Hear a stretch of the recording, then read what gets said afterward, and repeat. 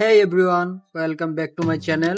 In this quick video, I will show you how to switch accounts on Roblox in under a minute. Let's go. First open the Roblox app.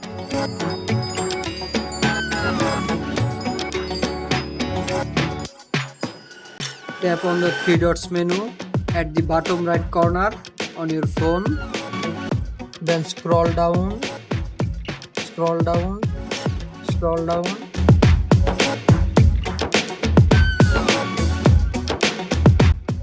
Then tap on switch accounts. Click on your another Roblox account. That's it. You are now logged into your other Roblox account and you can repeat this anytime if you want to switch back.